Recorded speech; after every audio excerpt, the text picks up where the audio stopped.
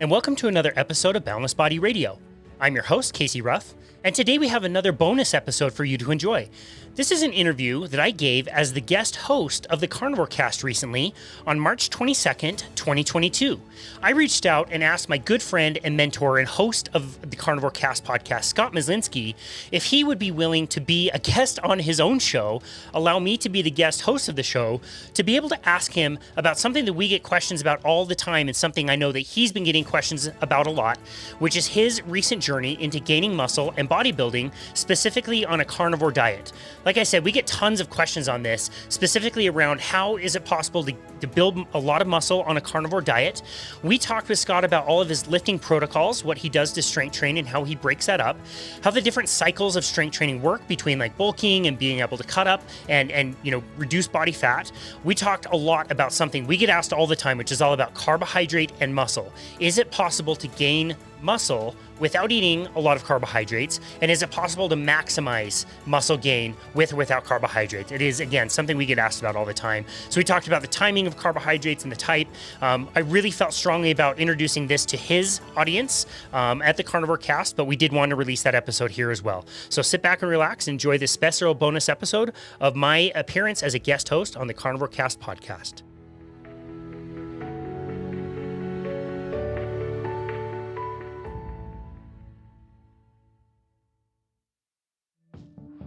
Welcome to the Carnivore Cast, a podcast focused on the carnivore diet and lifestyle, with practical advice from successful carnivores, citizen scientists, and top researchers.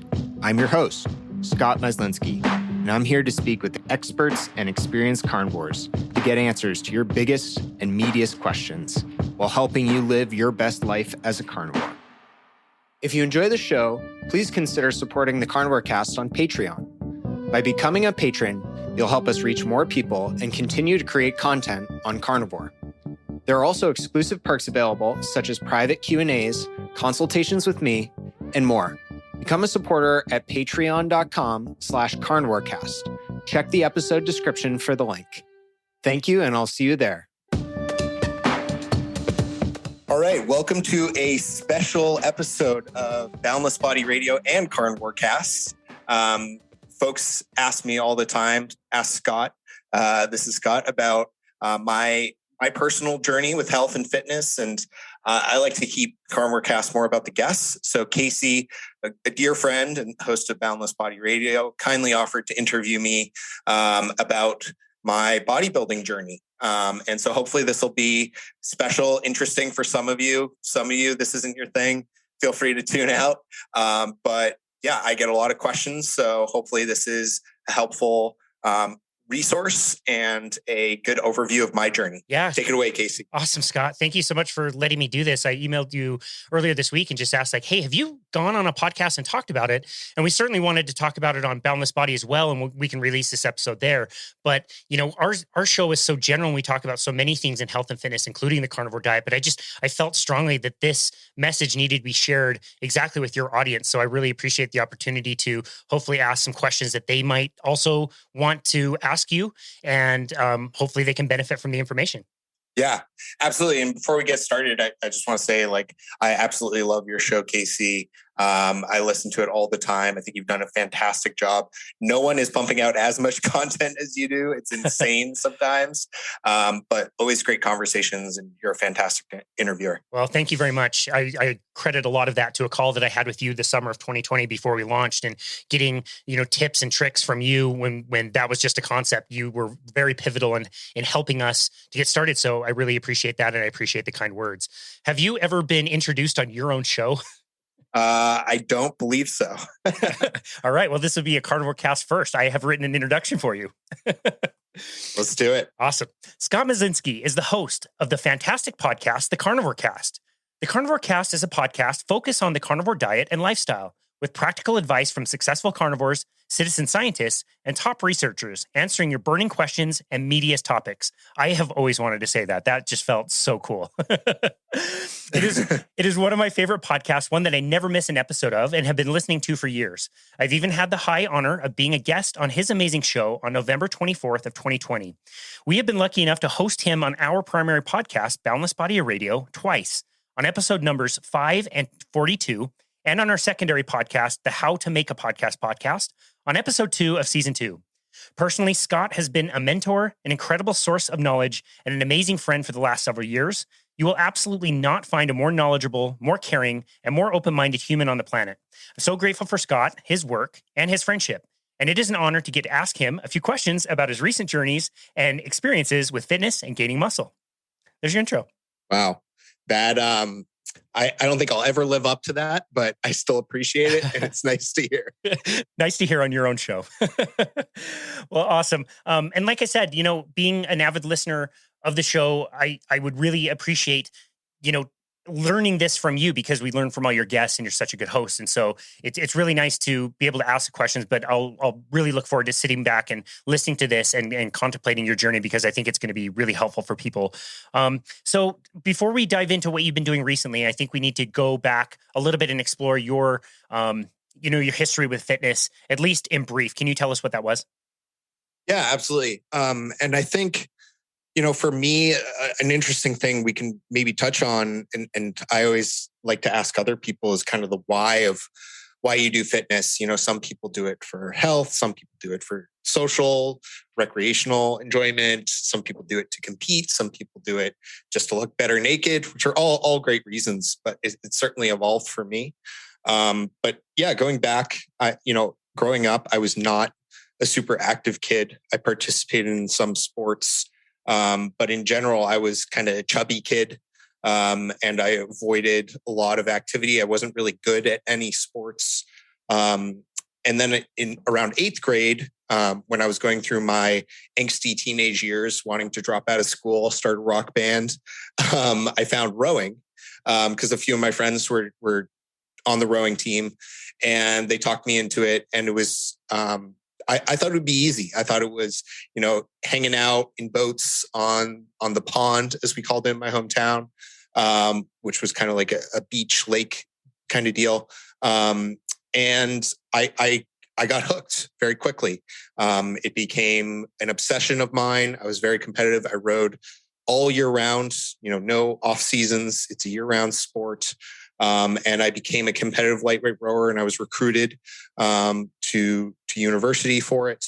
I never did very well, but I worked my ass off, and I really enjoyed the competitive aspect, the camaraderie, the team aspect, and I really pushed myself, and I pushed my body, and I ended up suffering for it. I had some debilitating back injuries. I had some hormonal issues. Probably from a mix of the chronic dieting and the painkillers I ended up needing to use to get me through a lot of that pain and those back injuries. And yeah, that kind of brought me to the end of college. And I had this identity as a competitor, as an athlete, as a lean person. And then I was going, full thrust into the workforce job that I had to travel for, management consulting, 80-hour weeks plus, on the road, eating, a lot of good food, quote unquote, in the sense that it was delicious, but not healthy, and, high stress. And I was like, how am I going to stay moderately fit? And, coming out of rowing, my dad recommended, Dr. Doug McGuff's book and Super Slow Training, which was, in hindsight, an amazing introduction to strength training. For folks who don't know, it's sort of the concept of doing very, very low volume of training in terms of sets, just kind of like one set to failure on each exercise, but doing it very safely and controlled, and typically on machines or with body weight, in a way that really keeps tension on the muscles and exhausts you in a very safe way. And I think that was a great introduction. It was a great way to not get hurt. But I think I probably clung to that style of training for too long. And I actually trained for like that for 4 to 5 years. And my diet was evolving at this time too. So I'll pause there. I've kind of given a big introduction, but that's kind of how things started out. Wow. No, that's great. For the listener, I like to keep very few books, really just the ones that I love. And that book that you mentioned, Body by Science, is sitting about 10 inches away from my head currently. It's one of the books that really changed my approach to personal training. And I don't do his style all the time, but some of the principles he teaches are really interesting. And it's definitely influenced how I train since coming across that work. So it's cool that you found the same thing. You mentioned that your diet was evolving a little bit. We have to ask, how did you find the carnivore diet and how did that come into play? Yeah. So coming out of rowing, where, I was rowing 6 hours a day and staying, quote unquote, in shape doing that, whereas actually in hindsight, I was not in very good shape at all. But I was, lean. I could kind of eat whatever I wanted. It was fairly high protein, high animal protein, but a lot of junk too, a lot of carbs. And so coming out of that, I wanted to find a way to, stay fitter with less expenditure. And so at the time, Tim Ferriss's slow carb diet was kind of introduction for me. And then I found Mark's Daily Apple and started following kind of a primal diet, primal paleo diet for a while. And that was kind of the start. And then a big influence on me was actually Sam Feltham out of the UK. And he had this show called Smash the Fat, I think, where it was like podcast before podcasts existed. It was on YouTube, and he was interviewing like Tim Noakes and a lot of the big researchers who now are kind of in the keto space, but this was before keto was even a thing. And he was basically advocating a keto-ish diet, but higher in protein. Just eat a lot of meat, eat green vegetables, keep fruits to a minimum, and add fats if you need to. And I was influenced by things like the Serial Killers movie and that whole view. And I was basically eating a keto diet without any regard for my protein intake. And then eventually in 2016 is when Amber O'Hearn was interviewed on the Two Keto Dudes podcast. It was also, I was following Ash Simmons, who's High Stakes on Twitter. And so they turned me on to the concept of carnivore, and I was already eating pretty close to it, like I said. So I just kind of dropped the avocado and nuts and trace vegetables I was having here and there and gave it a whirl. And the rest is history. That's great. And you were very strict on the carnivore diet for a long time. I understand you're a little bit more relaxed now, and I do want to talk about that a little bit later on. But how long were you very strict with the carnivore diet? I was incredibly strict for 3 years. No cheats, no deviations, no keto foods, barely ever any dairy. Then I started gradually reintroducing foods after that. Yeah. So when was that? Did you started to reintroduce foods, and what was your experience like? That was 2019. I was having a really hard time sleeping because I was so full and like sweating from all the protein, even though I would eat most of my food pretty soon upon waking and less food throughout the day. I was consulting with some experts on sleep, including Seamlant. He's a guy in the space who's interesting. And he recommended, try maybe having like a banana before bed. See if that would help keep your blood glucose more stable and have you not like wake up with like a surge of energy in the middle of the night. And so I started doing that. And then I started, and I was also, by the way, at the time I needed like 3,500 calories just to sustain my weight. And I find I couldn't tolerate more than about 150 grams of fat a day, at least on a long-term basis, without getting sick. Even if I tried different sources, I tried suet, raw suet, I tried everything. And so I was eating just inanimate amounts of protein, which isn't great for you. Eating 300, 400 grams of protein a day.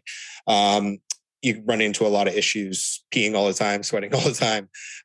And so I slowly started reintroducing carbohydrate sources using actually the Whole30 reintroduction protocol, which calls for introducing one food at a time, not one food group, one food for 3 days at a time, testing, making careful notes of your satiety, your mood, your digestion, and then going back to baseline and testing another food.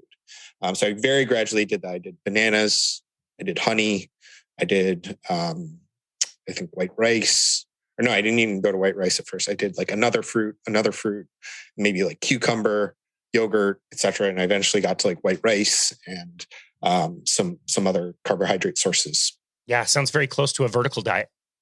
Yeah, it was for a long time, and now I eat a lot of animal protein at every meal. Sometimes it's in form of whey protein powder or yogurt, and still a lot of beef and chicken. But now I have different goals to put on muscle, and my digestion is much better, and I find I can tolerate a lot more carbohydrates with it. That's great. So you mentioned lifting weights in the past and kind of the goal to be fit and to be strong, but when did actual like bodybuilding or growing more muscle become something you wanted to do? Yeah, it's a good question. I think I always wanted to look better, and usually I felt I had too much fat, and I wanted to be leaner, and I wanted to look like,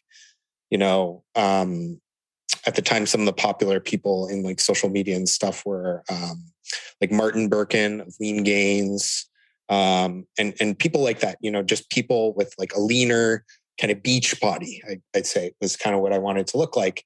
And so I started, I did more volume of weightlifting. I started going 3 times a week, 4 times a week. And I think that was around 2018-ish is when I started doing more of that, 2017, 2018. And that's where it started to pick up and the goal started to shift. Gotcha. Was your intention to ever do a bodybuilding competition, or was more just for the aesthetic of day to day what you wanted to look like? Yeah, it was totally my own aesthetic goals. I never had the intention of competing. And what's nice is it's evolved. So it's I don't want to jump ahead too much, but my own perception of my body and also my goals for why I work out and why I do this have changed too. A lot of people ask me about how to make liver more tasteful and how to cook it or incorporate other organ meats on carnivore. Optimal Carnivore can help you do just that with their grass-fed organ complex. It was created by carnivores for carnivores. They start by sourcing 100% grass-fed organ meats from New Zealand, gently freeze-drying the organs and encapsulating them into convenient bovine gelatin capsules. Just 6 of these capsules a day is the same as eating an ounce of raw organ meat. I personally take these every single day, as does my wife. Even though we both eat liver and other organ meats, our ancestors would have eaten the whole animal, and this unique blend has 9 different organs, including beef liver, brain, thymus, kidney, spleen, etc. And I think it's great to get a daily dose of these organs when you can. So it covers all your bases, whether you're at home or traveling. What's also cool is they plant a tree for every product sold, which helps the environment. So visit www.optimalcarnivore.com/carnivorecast and use the code carnivore10 to receive 10% off your purchase. Thanks, and back to the show. So in personal training and nutrition coaching, we tend to classify people into 3 different kind of types. There's an endomorph type, which tends to be a little bit more round. You have the mesomorph type. They can build muscle a little bit more easily. It's kind of like that V shape.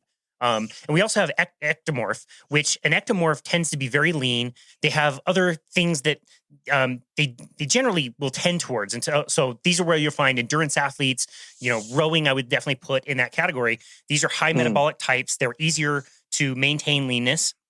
Generally speaking, they can tolerate carbohydrates better. But one trademark about them is it is very difficult to get them to gain muscle. We call them hard gainers. And I would classify you in that body type. So can you talk a little bit about the challenge that it has been for you and people of your body type to gain muscle? Yeah, it's a good point. So I think I was like an ectomorph, but also kind of fat most of my life, or carrying too much body fat. So like the worst of all worlds. And then, I discovered coming out of college, a few years out of college, actually not a few years, like several years out of college. It was actually after I had started the carnivore diet. I'd been on the carnivore diet about a year. 2016, 2017. I'm trying to think. Okay, yeah. I'm just getting my timeline mixed up a little bit. So what happened was about 2014, 2015. So like a year out of college, I had been doing super slow training for a while, eating normally. I had a DEXA scan done because I wanted to assess what my body fat percentage was. And the DEXA scan told me I was, 155 pounds or 159 pounds, 20% body fat, which is fairly high for a male, but, I thought I was lean. I'd never really had abs. And what was also interesting is my bone density scores were 3 standard deviations below the mean. So I had osteoporosis levels of bone mass as a 23, 24-year-old male who eats plenty of meat, lifts weights, prioritizes his sleep. I had a high stress lifestyle. Yeah, sure. But otherwise, all good. And, I rode for 8 years. So people think athlete, good bone density. But I think it was the combination of, the constant weight cutting and restrictive eating from rowing and just the sheer amount of cardio, like that puts a lot of stress on your body when you're doing that much, that long. And probably the Aleve, the painkillers I was taking probably had an effect as well. So I had this bone density done and I was like, oh my gosh, like what's going on? I was worried. I went to an endocrinologist at Mass General Hospital in Boston and they did some hormonal tests and my testosterone was extremely low. It was like 140 nanograms per deciliter. Normal for all males, like up to age 80 is included in this range, is like 350 to like 850 or 350 to 900. And I was 150.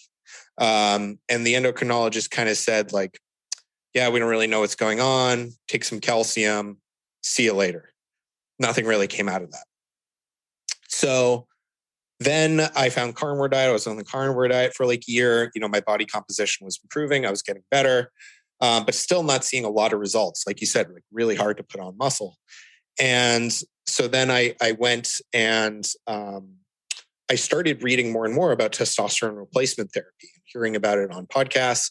I think somewhere around the keto sphere, I started hearing about it. Maybe it was Danny Vega, I think, had a guy from Florida on his podcast who was talking about it.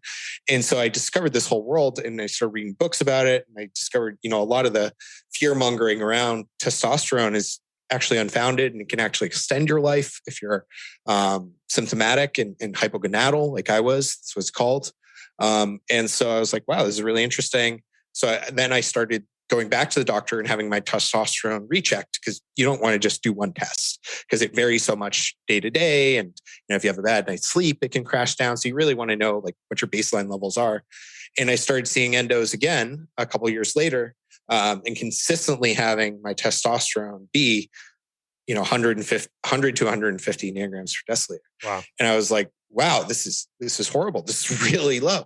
And so, my options at that time were to, I contemplated it for almost a year before starting.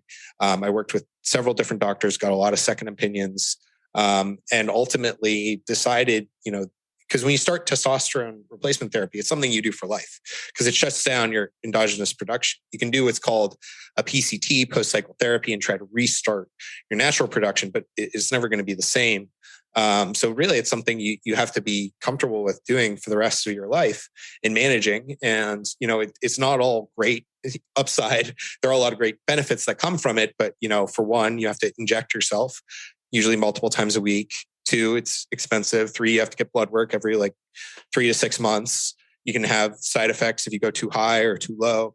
So it's a lot to manage. But I made the decision, this will improve my quality of life. This is important for my health, for my bone density. And so I started that in 2017, I believe. And I've been on testosterone replacement since now for 5 years under the advisement of a doctor. And that really helped me put on muscle.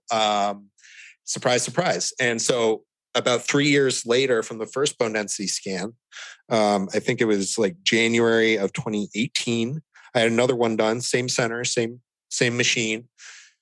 3 years on almost all on the carnivore diet and starting testosterone replacement therapy. And I had gained 28 pounds of lean body mass and lost 16 pounds of fat. Wow. So yes, I was a hard gainer, but my hormones were definitely holding me back.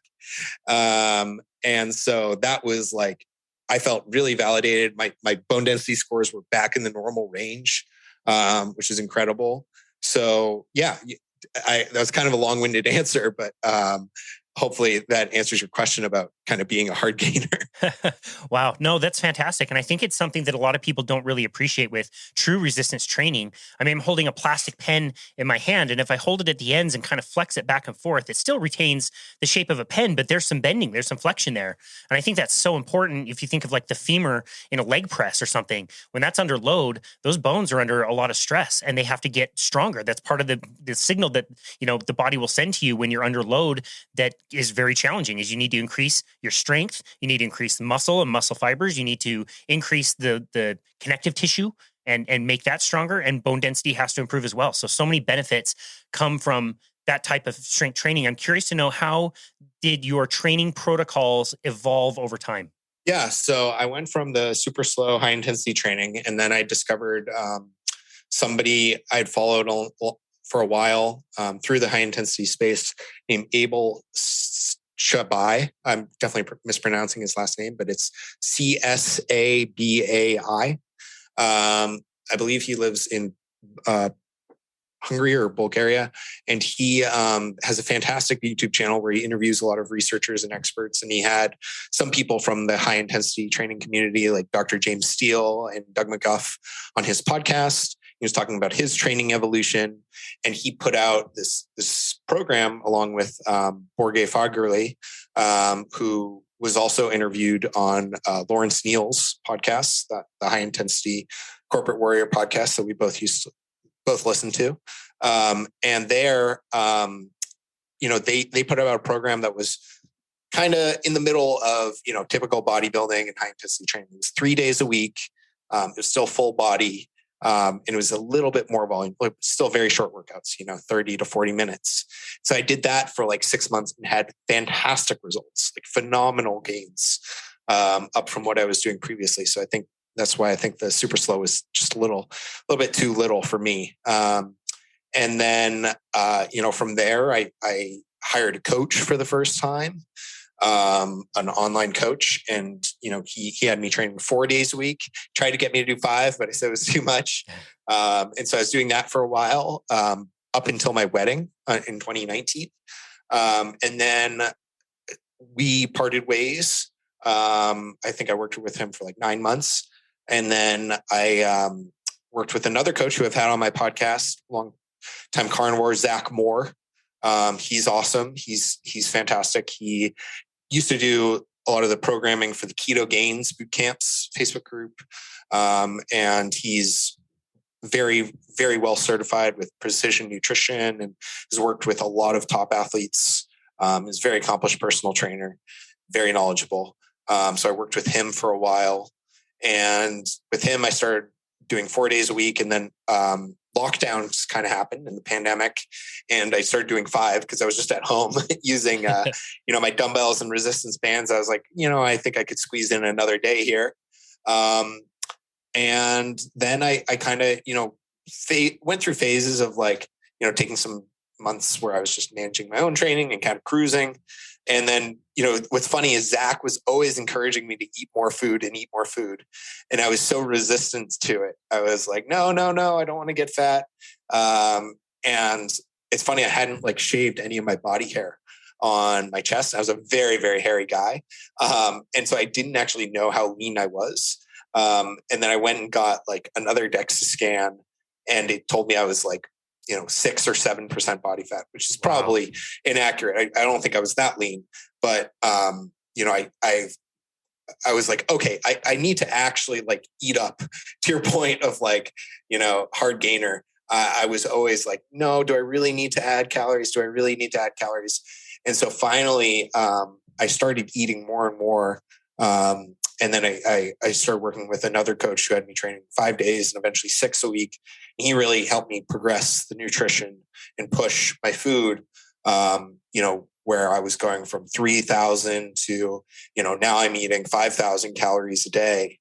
And yeah, has been a pretty substantial increase in body weight over that time. I think when I was working with Zach back around the time of the pandemic, I was about 165 pounds. So at the end of like 2020, I was like 165. And right now I'm about 205. Wow. And I think not getting too fat, but the goal is to get to kind of do a couple more months of bulking and pushing and really purposely putting on muscle. I think one thing I've learned is you can't, when you first start out weightlifting, for the first year or so, if you change your diet too, you change to a carnivore diet or a better diet, you can really improve your body composition without, doing these bulking and cutting cycles. You can kind of recomp, which is awesome. But the more advanced you get and the further you get in your training career and the more extreme your goals are, the more you have to have like intentional periods of eating in a surplus and then periods of cutting weight. And a lot of people are just like always trying to get leaner, always trying to diet in this space. But actually I've gotten to the point where like I am almost never dieting, always trying to gain more weight. And dieting is the easy part. It's like very easy for me to, in 6 to 8 weeks, to get very, very lean, which I haven't had to do, but it is very easy. What's actually really hard is eating as much food as I am now. I have like zero appetite, never want to eat. The idea of anything sweet or savory just makes me a little bit nauseous. So yeah, that's what it's come to at this point. Yeah, totally. No, it kind of goes both ways. For somebody who wants to lose weight, eating a little less can be uncomfortable because they might be hungrier more often. But on the same token, somebody who wants to gain muscle, they have to be like uncomfortably full most of the time. It is a challenge.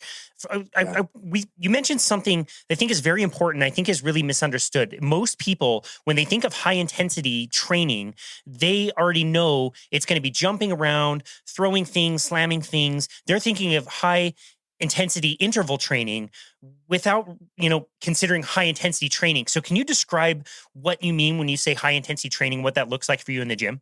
Yeah. High intensity interval training, I think, is fantastic. Like, it's great to get all the people who are doing like an hour of like kind of lazy treadmill walking or jogging to do something a little more progressive and intense and really get your heart rate up. But it's not going to really improve your body composition. Whether you're a woman or a man of any age, if you want to look better, you need to, in my opinion, lift weights, because that's what increases your metabolic rate. It increases, how much food you can eat. It makes you stronger. It makes you fitter. It tones your muscles. I hate that word, but it just makes your muscles more shapely. And when people really think about the physiques they want to look like, they don't want to look like, Mr. Olympia, bodybuilder, Arnold Schwarzenegger or whatever, but they do want to look lean and fit and healthy. And that involves muscle.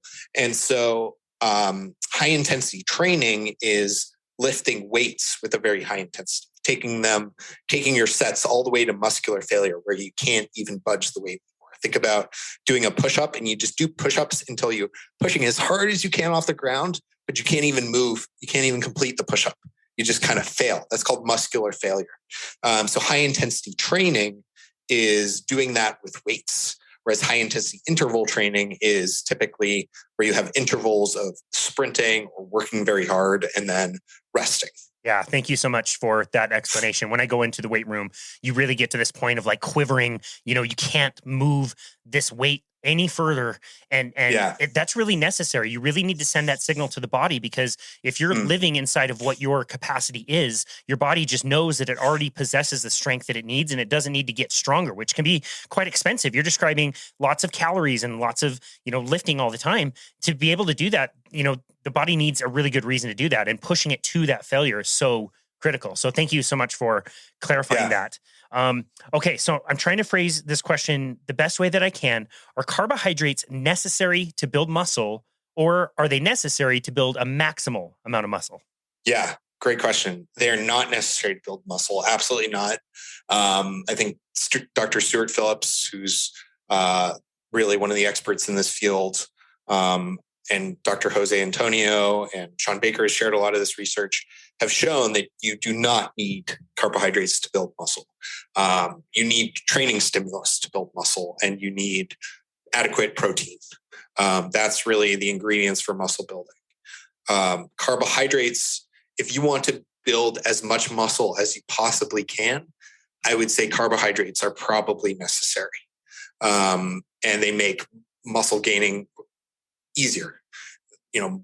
Just as people fear insulin spike and the blood sugar from carbs when they're trying to lose weight, those are things that are actually anabolic.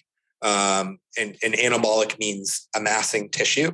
And you can be anabolic in gaining fat, or you can be anabolic in gaining muscle. And I'd say the difference is, how much you're eating, and also if you're lifting weights. So carbohydrates help drive anabolism. They can increase training performance. They're not necessary. No, there are many fantastic athletes and physiques who have done very well without them. But I'd say if your only goal is to gain as much muscle as possible, then yes, you need carbohydrates to do so. Gotcha. And with your coaching that you've had and your knowledge of nutrition, how are you leveraging your carbohydrate intake as far as the amount, but also the way I think of it more critically is the timing? Yeah, a lot of my carbohydrates are around my workouts. So that's pretty important. I'm not, shoveling down huge amounts of carbs when I'm just sitting on my butt working at my computer. And I have a very active lifestyle. I walk 15,000 steps a day. I'm in the gym lifting for an hour and a half or more a day. So my insulin sensitivity is still very, very good. And so I've used carbs to fuel my training performance. And I see them as a way to just get calories in, like calories in, calories out, obviously, as a hypothesis, has some issues, but there is an element of truth to it, along with kind of the hormonal hypothesis. But at the end of the day, I cannot, other people, this may not be true. I cannot gain weight without carbohydrates, because for me, it's either I can't eat enough fat without getting digestive issues, or I can't eat enough protein without just sweating profusely and my body saying, "Hey, Scott, this is not an energy source. This is a building block. What are you doing?" And so I see carbohydrates as just like a way to get in more calories. Yeah, great. You talked about the carbohydrates around your workout time. What type of carbohydrates are those? Yes, it's usually things that are very easy to digest and don't have a lot of anti-nutrients and don't have a lot of things that are going to mess with my gut. So, I'm not eating a ton of bread or whole grains or pizza or things like that. Carbs to me are really, it's just a fuel source. So I want it to be a fuel source that my body can assimilate and absorb very easily and get into the muscle and produce muscle glycogen. So for me, that's white rice, or even better, cream of rice, which is essentially ground up rice flour that you mix with hot water. And it creates this, it's basically like oatmeal without fiber. But it's the simplest thing. It's one ingredient. There's no added zinc like a lot of conventional white rice has. There's no iron enrichment. It's just plain rice flour. And you mix it with hot water and creates cream of rice. So that's where a lot of it comes from. And then also, during my workout, sometimes I'll have a little bit of dextrose powder. Again, just basically like sugar that your body can assimilate extremely quickly. And, when you're doing a very high intensity weightlifting workout like I am, it's very easy for your body to uptake that and use it and not store as fat. Yeah, no, that's right. I certainly have noticed that as well with a lot of my clients. You mentioned the number of calories that you're currently consuming. How many meals a day is that split into? Yeah, for me right now, it's 6 meals a day. It's typically a big breakfast when I wake up around 7. And then I go and work out around 9. I have that intra workout shake. Then I come back and have another big meal eat again at 1, eat again at 4, eat again at 7:30. I'll have a very much smaller meal, like a Greek yogurt with some berries before bed. So yeah, it's 6 meals right now. I always kind of felt a little bad for, the bodybuilders or people that were shooting for hypertrophy, and they had to lug around like this giant cooler, usually like on wheels. It was about the size of like carry-on luggage that was like divided with all these compartments for all the meals that had to be prepped, because it's an incredible amount of food and meals that you have to consume. Yeah. No, it's funny. It's convenience of working from home, that I can prep my food and I can, batch cook and pre-cook a lot of it. But certainly, I always made fun of those people and thought it was so ridiculous. But I can see why they do it now. It's not because they think that eating more times a day is like better for hypertrophy, or you need to do that for muscle protein synthesis. I think it's pretty clear that you don't. It's because to actually digest that much food, you don't want to be eating 2 meals a day. Like if I skipped a meal and tried to make it like 3 meals, with the amount of food I'm eating, my stomach wouldn't physically be able to do it. Sure.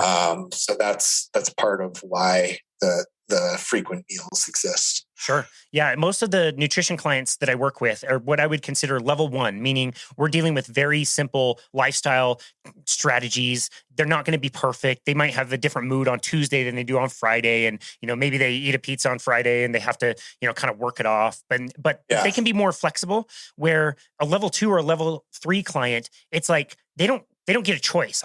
You have to eat this at this time on this day, and they just do it. And you can take away a lot of variety and make things really simple, which for the person who's going through it, like their taste buds might get really sick of eating the same things over and over, but that's kind of what you have to do. Is that something you've noticed as well? Yeah, I'd say so. And it depends on the goal, right? It depends on what you're trying to achieve. If I was in kind of a maintenance period where I'm just trying to, maintain my body weight, feel healthy, feel good, I would be a lot more lenient. It's different when I'm trying to push this amount of food, and I'm trying to really make my body gain weight, gain muscle, which it doesn't want to. I have to be more regimented, and I have to be on top of it, because it's very easy to fall behind. Yeah, definitely. Tell us about supplementation. Are there any supplements that you are using that is showing good results? Yeah, I use creatine. I think that's extremely well researched and well documented. A lot of people on the carnivore diet don't need it because they're already getting it through their meat intake, but everyone else is not. So creatine actually is incredibly important for brain health, for memory formation, cognitive ability. And there have actually been a lot of studies on vegans and vegetarians who supplement with creatine, and improves their cognitive ability and reduces neurodegeneration. But it also is the most well-researched supplement for helping you perform in the gym and build muscle. And it's extremely cheap. It's very, very cheap. So I've always taken that. I think that's really effective. I also like a high quality fish oil. I take that every day. It's important for heart health, managing your lipids. And also I just find it's really hard to source consistent high quality fish and make it a regular part of your diet. You can get some of these wild canned fish, which I think is great. Wild canned salmon. There are a lot of great brands out there, but there's always a question of are you getting exposure to toxic metals through eating it out of the can, or the way where the fish come from? So that's always kind of a fear of mine. I used to eat a ton of sardines, but then I kind of freaked out about that. And so I just have a fish oil every day now for that. And then I take a lot of magnesium. I love magnesium. That's great. Helps with sleep, helps with muscle recovery. And I think a lot of people are chronically deficient in magnesium, some vitamin D, especially in the winter months. And I still take Optimal Carnivore because, I'm not eating liver as frequently or organ meats as frequently. So I take that every day as kind of a multivitamin insurance policy, if you will. And yeah, that's mostly it. There's some other random things here and there, but those are the big ones. Gotcha. And so you're able to do all of this without taking any protein powders or BCAAs or anything?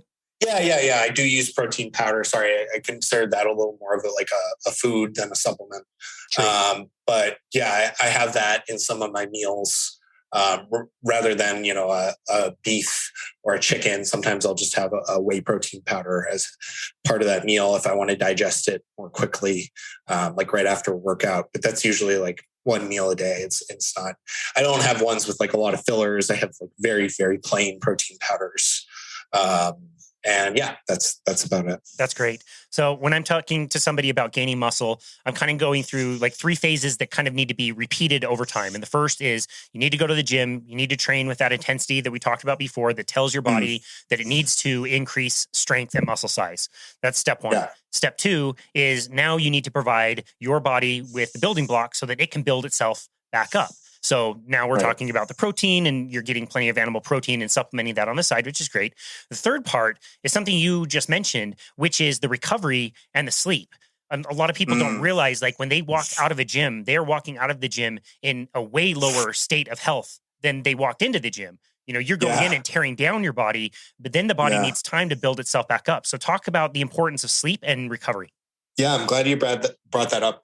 So you don't actually build muscle in the gym. Yeah, to your point, you tear it down, and then the muscle actually needs to repair and rebuild, and that's when your muscle is actually built.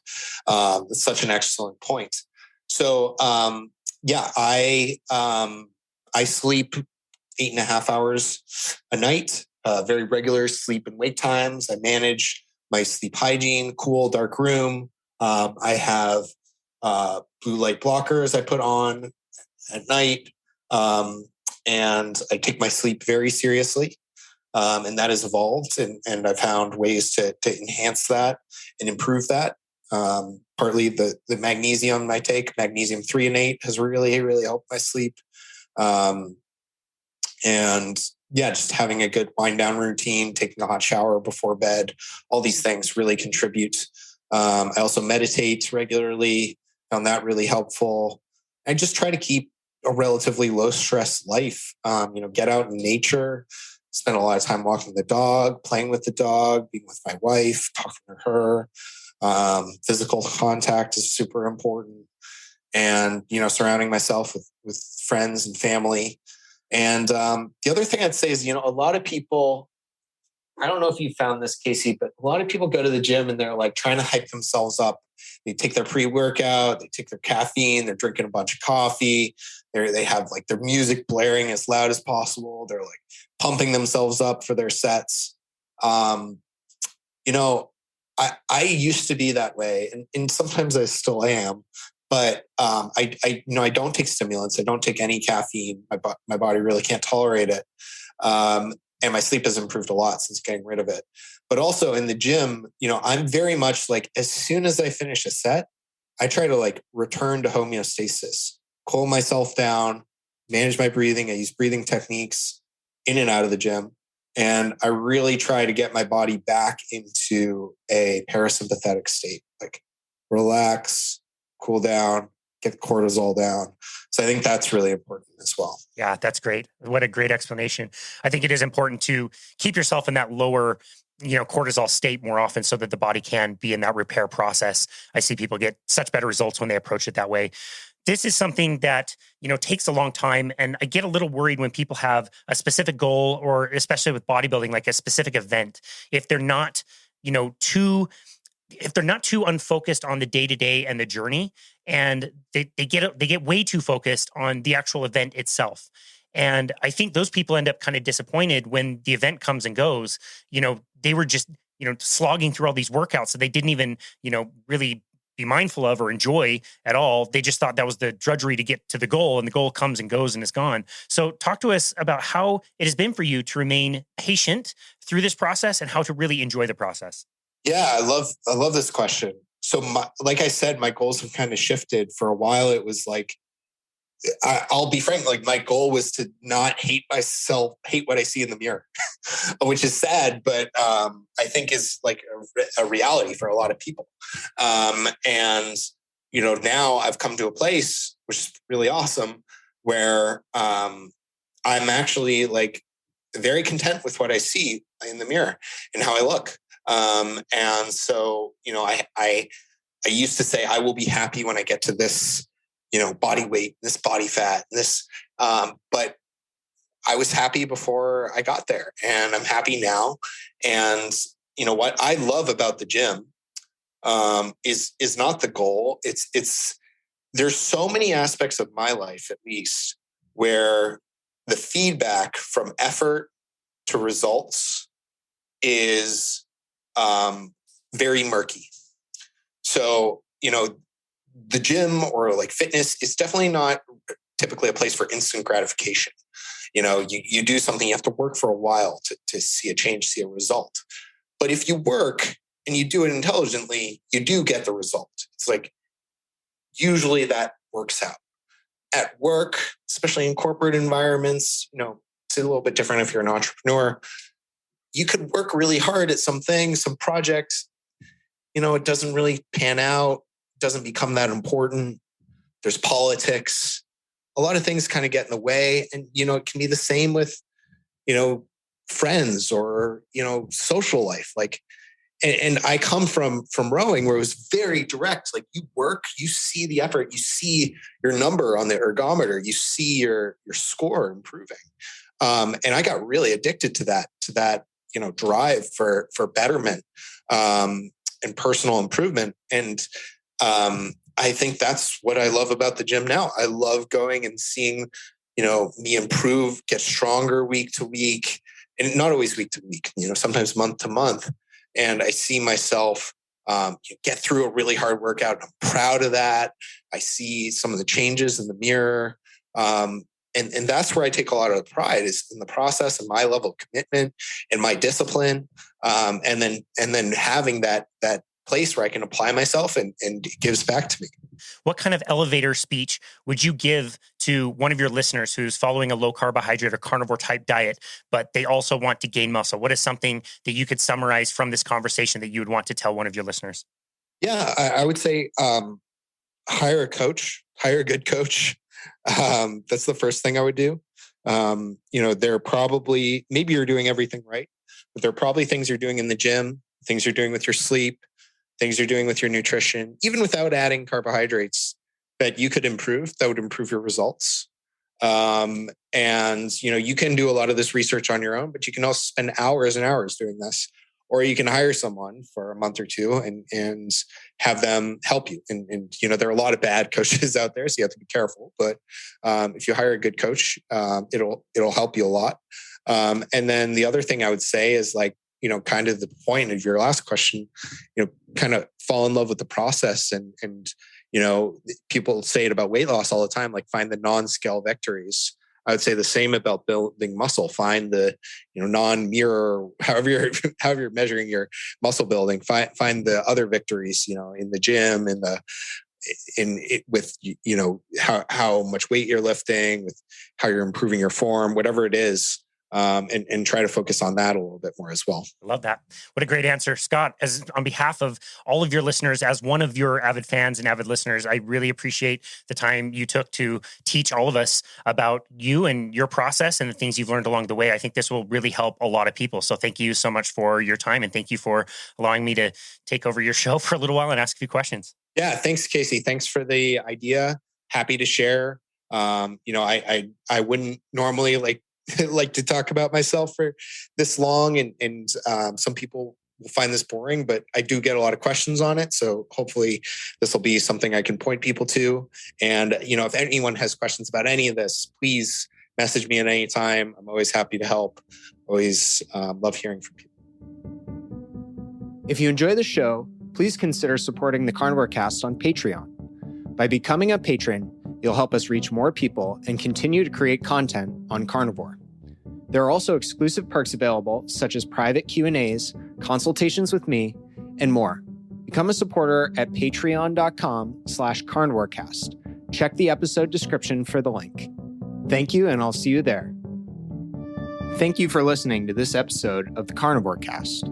If you enjoyed this episode, please review on iTunes. It really helps us out. And share it with a friend. What questions would you like answered? Or who would you like to hear from in the carnivore or research community? You can find me on Twitter, Instagram, and Facebook at Carnivore Cast, or go to carnivorecast.com. You can also email me at info@carnivorecast.com. I'd love to hear from you. Until next time, keep it carnivore.